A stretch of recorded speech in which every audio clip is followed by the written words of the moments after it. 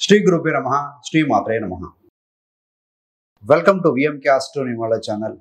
గురుగ్రహం వృషభ రాశిని వదిలి మేషరాశిలో స్థితి పొందడం వల్ల ఏ రాశి వారికి ఏ విధమైన శుభాశుభ ఫలితాలు ఇవ్వబోతున్నారు, అసలు గురుగ్రహం యొక్క స్వభావం ఏంటి, ప్రభావం ఏంటి, ఎందుకు ఇంత ప్రాముఖ్యత, ఎంతకాలం ఒక రాశిలో ఉంటారు, అదేవిధంగా ఈయన ఇచ్చేటువంటి ఫలితాలు ఎందుకు ఎక్సలెంట్గా ఉంటాయి, గురుమౌఢ్యమి అని ఎందుకు అంటారు, ఇవన్నీ కూడా చూద్దామండి. గురుగ్రహం సహజ శుభగ్రహం, నైసర్గిక శుభగ్రహం. ఈ యొక్క గురుగ్రహము కనుక మౌఢ్యమి చెందితే, అంటే రవిగ్రహం దగ్గరగా ఏ గ్రహమైనా వచ్చినప్పుడు ఆ గ్రహము తన శక్తిని కోల్పోతుందండి. అలాగే రవిగ్రహం కనుక గురుగ్రహానికి బాగా దగ్గరగా వచ్చినప్పుడు మౌఢ్యం చెందుతూ ఉంటుంది. సో గురుమౌఢ్యం వచ్చినప్పుడు శుభ కార్యక్రమాలు కూడా జరగవు, ఉండవు కూడా. సో అంతటి ప్రాముఖ్యత ఉంది ఈ యొక్క గురుడికి. మరి గురుగ్రహం దేవతల గురువు అంటారండి. జ్ఞానానికి, విద్యకు, ధర్మానికి కారకుడు ఈ యొక్క గురుగ్రహం. ఈయన ఏంటంటే సంపదనిస్తాడు, పిల్లలకు కారకుడు కూడా గురుడే. రవితో పాటుగా గురుగ్రహం కూడా కారకత్వం వహిస్తూ ఉంటారు. సద్గుణాలు కలిగి ఉండటము, అదేవిధంగా నైతికత కలిగి ఉండటము, సద్బుద్ధి కలిగి ఉండటం అనేది గురుగ్రహం యొక్క ముఖ్య లక్షణం అని చెప్పవచ్చు. ఇది ఒక సాత్విక గ్రహము.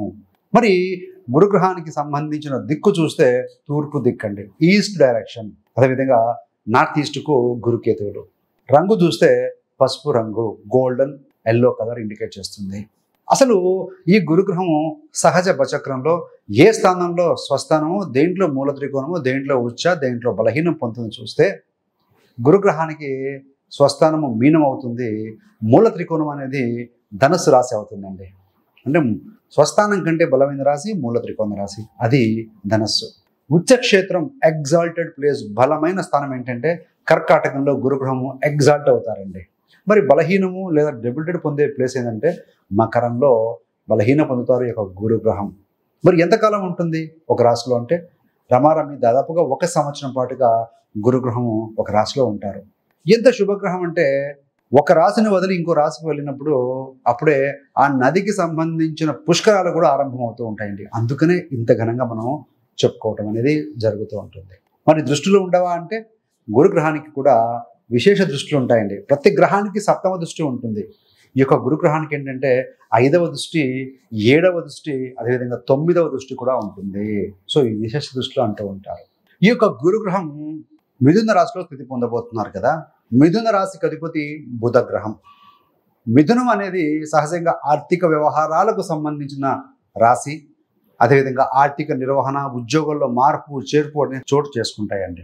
అఫ్ కోర్స్ శని, రాహు, కేతులు ఎప్పుడైతే రాశులు మారుతారో ఉద్యోగ నిర్వహణలో, కర్మలో మార్పు వస్తూ ఉంటుంది. అలాగే వాటి యొక్క నెగిటివ్ ఇంపాక్ట్ తగ్గించే ఏదైనా గ్రహం ఉందా అని అంటే గురుగ్రహమేనండి. ఏదైనా ఉద్యోగాల్లో కూడా మార్పులు ఉండే అవకాశం ఉంటాయి, చేంజెస్ ఉంటాయి, కొంతమందికి బదిలీలు కూడా ఉంటాయి.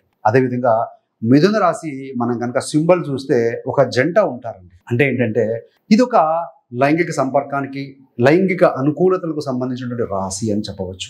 వ్యాపారానికి సంబంధించిన, ధనానికి సంబంధించిన రాశి.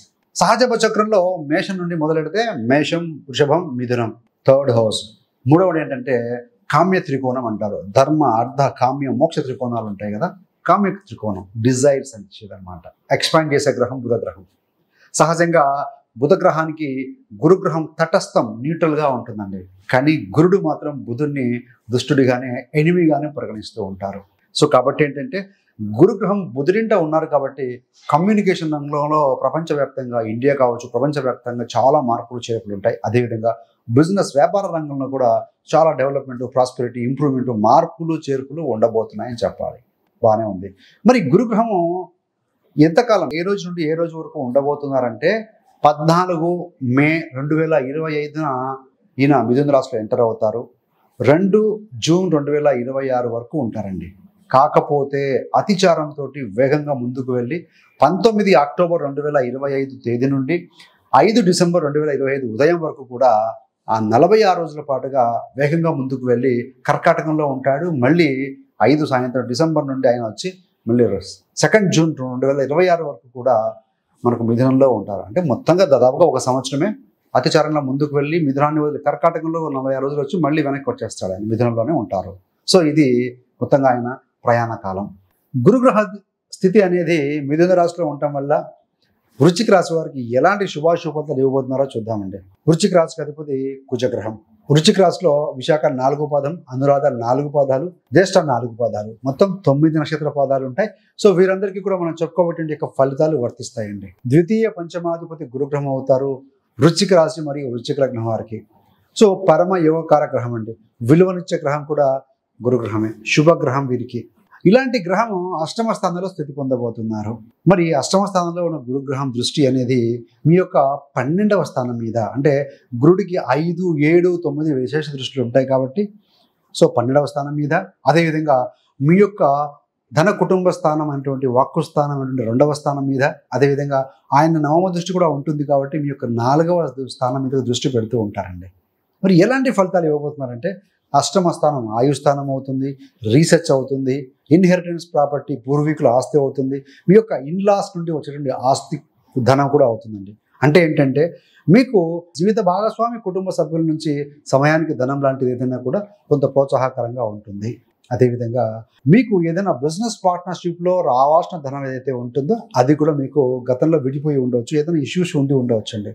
సో ఆ ధనం కూడా వచ్చే అవకాశం కూడా బలంగా ఉంది.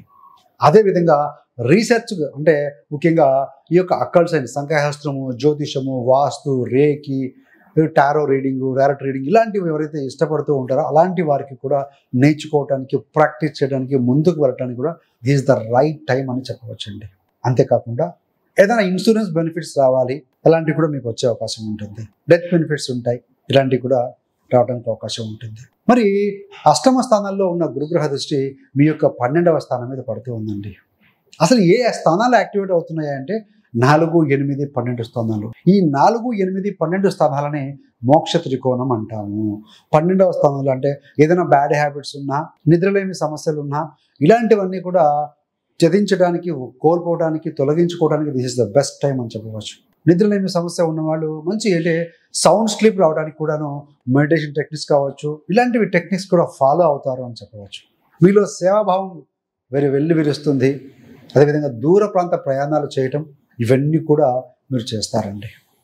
మరి ఈ యొక్క గురుగ్రహ దృష్టి మీ యొక్క 2వ స్థానం అంటే ధన కుటుంబ స్థానం అనేటువంటి 2వ స్థానం మీద పడుతూ ఉంది కాబట్టి మరి చిన్నపిల్లల ఎడ్యుకేషన్లో బాగా రాణించుకోవటం, అనుకోని ధనం కూడా కొన్నిసార్లు వచ్చే అవకాశం ఉందండి. గురుడు ద్విసుభావ రాశిలో ఉన్నారు, అష్టమంలో ఉండి తన స్వస్థానాన్ని, తన మూల త్రికోణ స్థానాన్ని నుండి ధనస్సు చూస్తూ ఉన్నారు కాబట్టి షడన్ మనీ కూడా వచ్చే అవకాశం కూడా ఉంది. కాకపోతే చిన్న సూచన ఏంటంటే మీ యొక్క వాక్కు ద్వారా కొన్నిసార్లు మీ యొక్క రిలేషన్స్లో చిన్న మాట పట్టింపులు వచ్చే అవకాశం ఉంది కాబట్టి మీరు మాట్లాడేటప్పుడు ఆచితూచి వ్యవహరిస్తే చాలు, చాలా బ్రహ్మాండంగా ఉంటుంది. అనుకోని అతిథుల్లాగా ఎప్పుడు చిన్నప్పుడు ఫ్రెండ్స్ కానీ బంధుమిత్రులకు కూడా అలాంటి వారు వచ్చి కలవటం, ఇంట్లో చిన్న గ్యాదరింగ్స్ జరగడం కూడా సో అద్భుతంగా జరుగుతుందండి. మరి ఈ యొక్క గురుగ్రహ దృష్టి 4వ స్థానం మీద పడుతూ ఉంది. 4 అంటే ఏంటి? వాహనము, ప్రాపర్టీ, మదర్, కుటుంబం, ఫ్యామిలీ హ్యాపీనెస్ అండి. అంటే అష్టమాధిపతి చతుర్థంలో ఉన్నారు కాబట్టి మీరు ఏదైనా ఒక మంచి మోడల్ వెహికల్ కోసం ఎదురు చూస్తూ ఉంటారు, లేకుంటే ఏదైనా వెహికల్ అనుకుంటూ ఉంటారు, ఒక ఇల్లు, వాహనము, ప్రాపర్టీ తీసుకోవాలనుకుంటూ ఉంటారు. అనుకోని విధంగా సడన్గా కూడా మీకు వచ్చే అవకాశం ఉంటుంది. సో నెక్స్ట్ ఇయర్ తీసుకుందాం, ఆ తర్వాత తీసుకుందాం, ఫైనాన్షియల్ కండిషన్ బట్టి అని అనుకుంటారు, కాకుండా అనుకోకుండా వచ్చే అవకాశం కూడా ఉంది.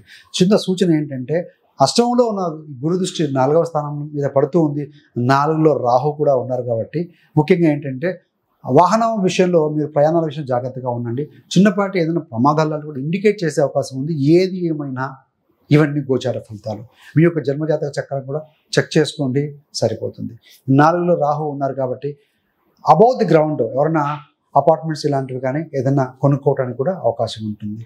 దీర్ఘకాలిక అనారోగ్యం ఏదైనా ఉంటే మదర్ కానీ లాంటి వారికి సో అవి తొలగిపోయే అవకాశం కూడా కనపడుతూ ఉంది. ముఖ్యంగా గ్యాస్ట్రైటిస్ కావచ్చు, అదేవిధంగా ఈ యొక్క డయాబెటీస్ సంబంధంగా ఉన్నవారికి కొంచెం తగ్గుముఖం పడుతుంది. సో ఇదివరకు ఆల్రెడీ జబ్బు ఉన్నవారికి, ఇబ్బంది పడుతూ ఉన్నవారికి మనం దయచేసి హెల్త్ చెకప్ చేసుకోవడం మంచిదండి. మరి అష్టమంలో గురుడు ఉన్నారు కదా, రెమెడీ ఏంటయ్యానంటే ముఖ్యంగా గురువారం రోజున బాగా నానబెట్టిన శనగలు ఆవుకు తినిపించడం కావచ్చు, గోశాలకు వితరణగా సొమ్ము కావచ్చు, లేకుంటే గ్రాసానికి ఇవ్వటం కావచ్చు. గురు అంటే గురువు పెద్దవాళ్ళు అండి, ఎల్డర్ పీపుల్. మీకు విద్యను అందించిన వారు కావచ్చు, మీ ప్రాస్పెరిటీ, మీ అభివృద్ధిని కోరేవారు కావచ్చు, ఇబ్బందుల్లో ఉన్నా లేకుంటే తారసపడినా కూడా గౌరవించడం, సత్కరించడం లాంటివి చేసిన మంచి ఫలితం ఉంటుందండి. ప్రతిరోజు గురుగ్రహ బీజమంత్ర పఠనం చేయడం మంచి ఫలితం ఇస్తుంది. దక్షిణామూర్తి ఆరాధన, శివారాధన, దత్తాత్రేయ స్వామి ఆరాధన మంచి ఫలితం ఇస్తుందండి. గురువారం రోజున నియమనిష్టలతో ఉండండి. నుదురున తిలకము, బొట్టు ధరించడం కూడా మంచి ఫలితం ఇస్తుంది. నెగిటివ్ ఎనర్జీ పడకుండా కూడా ఉంటుందండి. 5వ స్థానాధిపతి 8లో ఉన్నారు కాబట్టి కొంతమంది సిక్రెటివ్ లవ్ అఫేర్లో పడే అవకాశం ఉంది ఇంటర్ కాస్ట్ ఇంటర్ రిలీజియన్ వారితోటి. So you have to be very careful and ఇలాంటి వాటి విషయాలు జాగ్రత్తగా ఉండాల్సిన అవసరం అయితే కనపడుతుంది. మీ పిల్లలు అద్భుతంగా రాణించగలుగుతారు, కానీ ఏదో ఆందోళన, పంచమం అష్టంలో ఉన్నారు కాబట్టి సో నథింగ్ టు వరీ అండి.